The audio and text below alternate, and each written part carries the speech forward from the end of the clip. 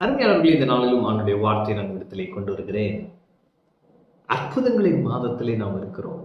கர்த்தர் அற்புதங்களை செய்கிற தேவனாக இருக்கிறார்.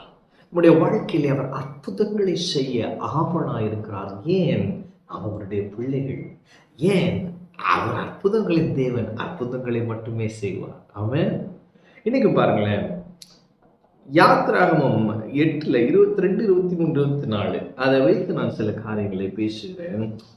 பூமியின் நடுவில் நானே கர்த்தர் என்பதை நீ அறியும்படி என் ஜனங்கள் இருக்கிற கோசே நாட்டில் அந்நாளிலே வண்டுகள் வராதபடிக்கு அந்த நாட்டை விசேஷப்படுத்தி என் ஜனங்களுக்கும் உன் ஜனங்களுக்கும் வித்தியாசம் உண்டாகும்படி செய்வேன்.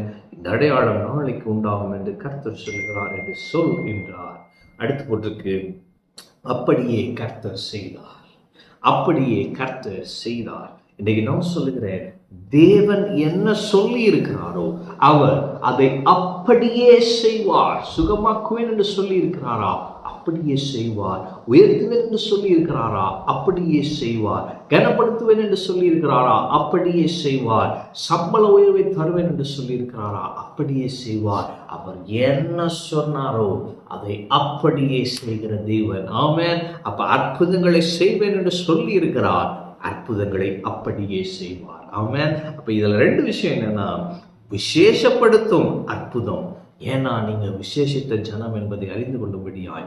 அப்ப வண்டுகள் கோசே நாட்டுல, இஸ்ரவேல் ஜனங்கள் இருக்கிற கோசே நாட்டுல மட்டும் இல்லையா, ஆனா அவங்க இருக்கிற அதே சுத்தி உள்ள எகிப்துல ஃபுல்லா வண்டுகள் வந்ததாம். ஆண்டவர் விசேஷப்படுத்தினார். இன்று நான் சொல்லுகிறேன், விசேஷப்படுத்தும் அற்புதத்தை கர்த்தர் உங்கள் வாழ்க்கையிலே செய்து நீங்கள் அவருக்கு விசேஷமானவர்கள் என்பதை விளங்க செய்வார். அது மட்டும் இல்ல, வித்தியாசப்படுத்தும் அற்புதமாக இருக்க போகிறது.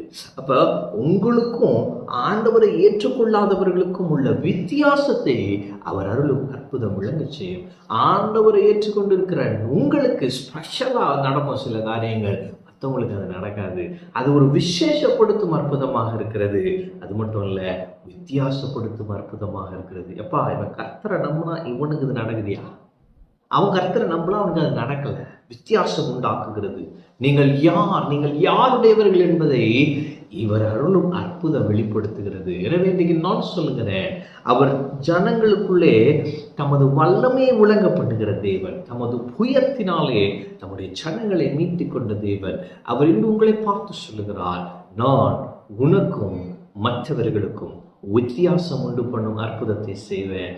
உனக்கு நான் விசேஷப்படுத்தும் அற்புதத்தை செய்து நீ எனக்கு விசேஷமானவன் என்பதை நீ அறிந்து கொள்ளும்படியாய் செய்வேன் என்று சொல்லுகிறார். மாத்திரமல்ல, அப்படியே செய்வார். அந்த வார்த்தையை பெற்றுக்கொள்ளுங்க. என்ன சொன்னாரோ அப்படியே செய்வார். ஆமென். கர்த்தர் உங்களோடு இருக்கிறார். கர்த்தர் உங்களை ஆசீர்வதிப்பார்.